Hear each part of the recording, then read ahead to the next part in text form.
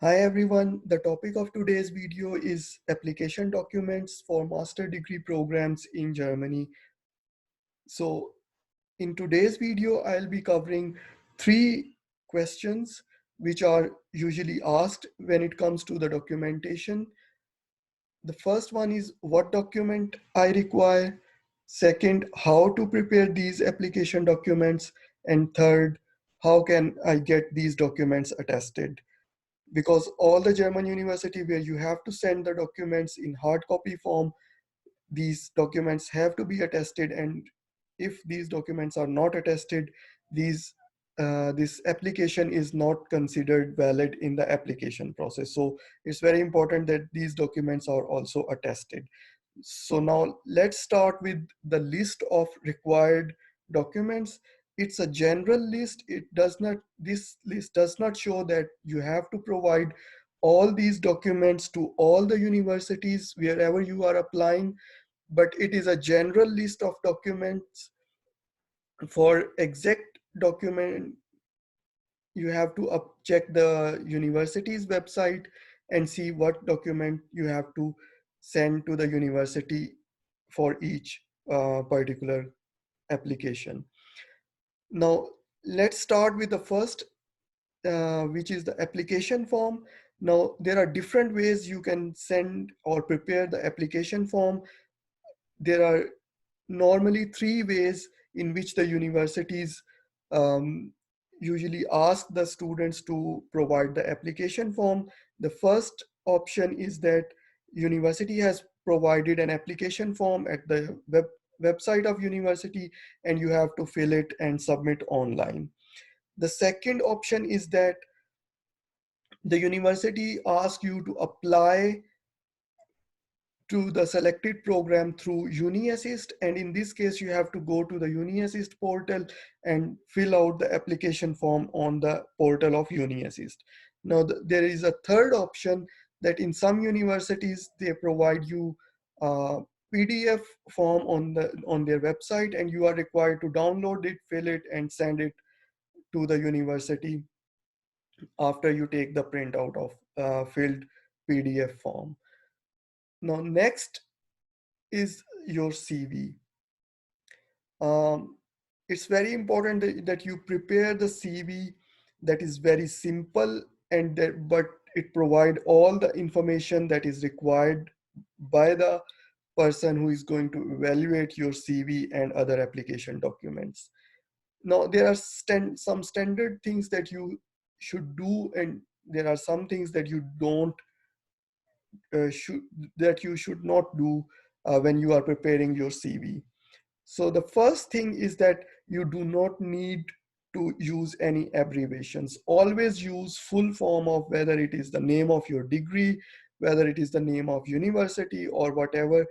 You always use complete form. And your CV should not be more than 2 pages. If you are applying for a master degree, if it is more than 2 pages, then try to compress it so that the information is contained within 2 pages.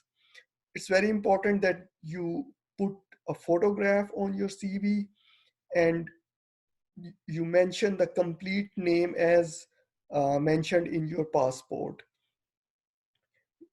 In the contact section of the CV, you can provide your contact number, your address, and your email address so that university can contact you. And then comes the education section of your CV. Now, in the education section, you start with the most recent degree that you have acquired for a master degree application. In most of the cases, it is the bachelor degree that that is the most recent one. And when you mention the most recent one degree, then what information you have to mention along with this education degree, that is very important. That is the complete name of the degree, not no with no abbreviations. Where you have acquired this degree, the complete name of your university or college, location of the university, which include country and also the city, and starting month and year of your education. So if you started your bachelor degree in March 2012, for example, you mention March 2010, 12 to February 2016 if the duration of your degree was 4 years. And the last thing is that you mentioned the percentage or CGPA that you have acquired during this particular degree. And the same information should come for your uh, school certificate or any other degree that you have acquired. Now, the next section is the experience certificate section, where you describe if you have any acquired any experience through internship or through full-time job. Now, here you also need to mention your role, your designation, the company name of company where you have completed your internship or job, location of company, which also includes city and country. And you should describe your role in 3 to 4 lines maximum. And you should describe it in such a way that the complete information is conveyed to the person who might not be familiar with the type of activities you are performing during your job. So it's very important that you uh, keep the points to 3 to 4 points, and but you also provide the required information so that the person who is evaluating is able to judge and figure out what you are doing actually. Now the next section is that if you have completed any uh, project during your bachelor degree and that is relevant for your master degree for which you are applying, you can also include that bachelor project and describe it in 2 to 3 sentences or 2 to 3 points. Next come the any professional training, certification, or any participation in some event. You can also mention this, but keep in mind that all the certification, all the trainings, etc., that you mention in your CV, you have to provide one uh, documentation for this so that it is a proof that whatever you have written in your CV, you have also a proof for this. Next come the section where you can mention your skills. If you are familiar with any softwares, any tools, or if you have any professional skills, you can mention these. And in the end, you can also mention the language proficiency. If you have proficiency of languages in you can mention it along with what level of proficiency you have in which particular language. um, you should not mention your ID card numbers, etc., or any local um, numbers that are that you might have that is not valid, of that cannot be used outside your home country. For example, some people mention driving license, religion, ID card numbers. All this information is not required in your CV for admission in bachelor degree, sorry, master degree. Next come the bachelor degree certificate or the provisional certificate. Now, if you have completed your bachelor degree, then you will be issued a degree certificate that you have to include in your application document in any case. But if you haven't completed your bachelor degree yet at the time of application, then you can provide a provisional certificate. A provisional certificate is issued by your university from where you are getting your bachelor degree, and it explains that you are enrolled in a bachelor degree and you will be completing it in next few months. If possible, mention the exact month. And here you can also mention your CGPA until the last semester for which the result is also available. So then comes the transcript of your bachelor degree.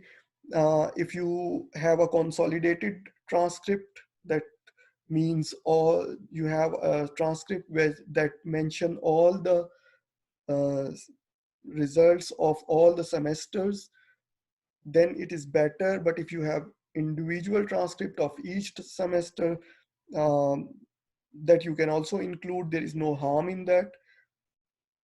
Next is the school living certificate, which means the certificate that you get after the completion of your school, which is the 12th grade in most of the cases, high school diploma in case of American curriculum, A-level certificate in case of British curriculum, senior school certificate in case of Indian curriculum, CBSE curriculum, or higher secondary school certificate in case of Pakistani curriculum.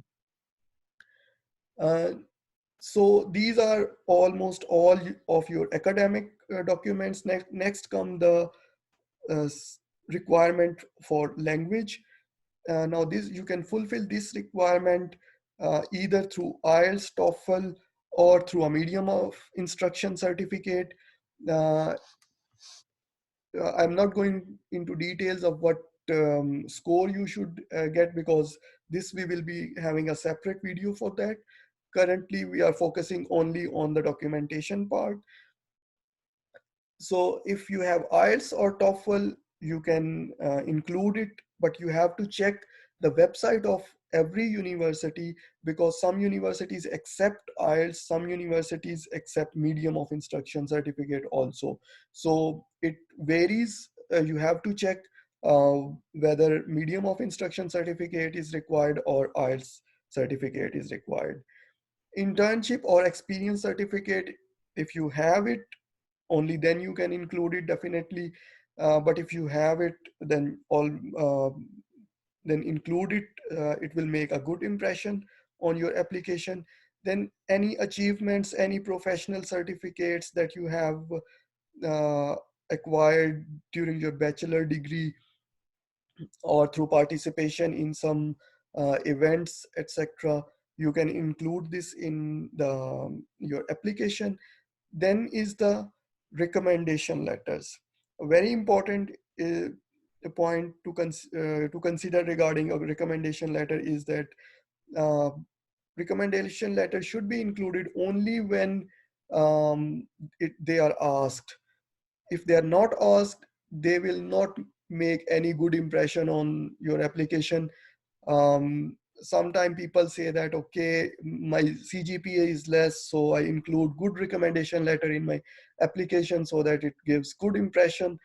But that is not the case. Each requirement is uh, handled separately, and you cannot fulfill one requirement through another requirement. So for recommendation letter, if it is simply written that two recommendation letters from your university professor, then you have to get, you are have the flexibility to get these from your university professors. But sometimes the university provides template for recommendation letter, and in this case you have to get these templates filled from your university professor. You can include this after you have received from the university professor. Now, there are some points that you have to consider when you prepare the recommendation letter. I have documented all these points. Let's go through these. Now, if it is simply written that you get the recommendation, include two recommendation letter in your application document, then you can get it either from university professor or your current or recent employer. If you get from university professor, try to get it from someone with whom you have worked, on some assignment, on some project, on some final year project, for example, so that he or she can describe your performance from different aspects. Now, these recommendation letters have to be issued on the university or company's letterhead and must contain the contact information of the issuing person, whoever is issuing them. The stamp and signature of issuing authority should be there on the recommendation letter. And if you are required to get two recommendation letters from two different professors, then the content should not match. So each professor's content should be different from the other one. And recommendation letters do not need any attestation. Um, so if you are applying for 5 universities, let's say, and all of the 5 universities require two recommendation letters. Now, you cannot get only two recommendation letters on original letterhead and get it stamped and signed by the issuing authority, uh, and then make 4 photocopies of each so that you get one document for all your 5 applications. Rather, you have to get 5 original recommendation letter with original stamp, signature, etc. on for each set of the documents. So this is how you prepare the recommendation letters. Motivation letter uh, is required for some courses. For some programs it is not required. If it is required, sometimes they also mention what are they looking for. So it's important that you understand the requirements from the university and you can relate your interest with uh, the master program you are applying to. GRE is not required for 90% of the universities. However, some of the universities do ask GRE, and each university asks for a different score in GRE. So you have to check for the university's website, and you have to check for the programs, whether the programs to which you are applying, they require GRE or not. Um, Technical University of Munich require international students to have GRE for some of their programs. RWTH Aachen also requires GRE for some of their courses. Other than that, there are hardly any other universities which require GRE. And the copy of your passport, the first 2 pages that have the uh, information, your personal information, that is also required for application. So this is the list of required documents. We have also gone through the recommendation letter format, not the format, but the how they should be prepared. And in the last section of the video, we are going to check how the documentation should be attested. The first option is German consulate or German embassy, that you get all your documents attested from German consulate or German embassy.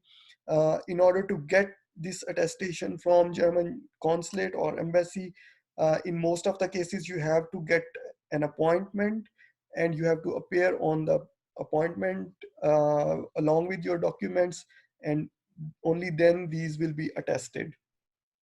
So check in your country what is the procedure to get your documents attested from German consulate or embassy. This attestation is accepted by all the universities.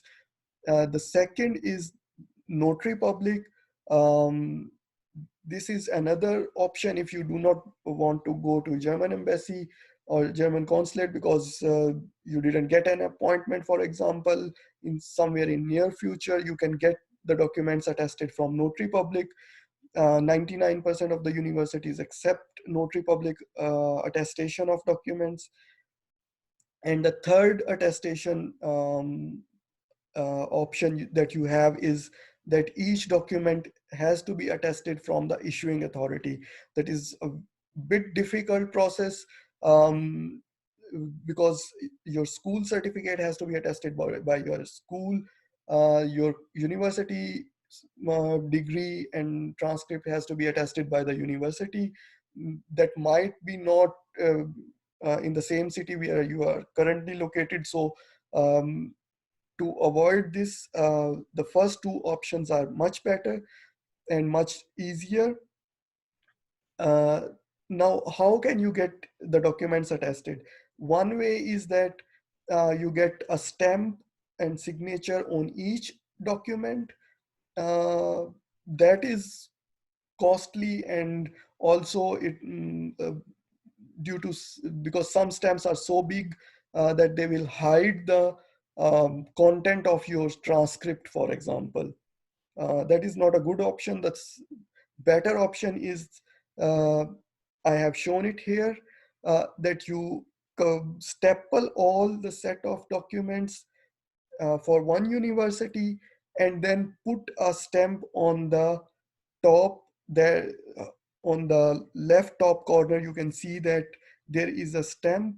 uh, there is a single stamp, but it covers all the documents because some portion of stamp is on each document. So this is the better way, that you get one stamp. It's also economical, um, and you will not be required to have stamps on each document. So these are the documents, how you can prepare these documents and how you can get them attested. If you still have any question regarding uh, application documents, you can put these questions in the comment section. If you like the video, share it with your friends and subscribe the channel if you haven't subscribed it yet, so that you can get the update on the next videos.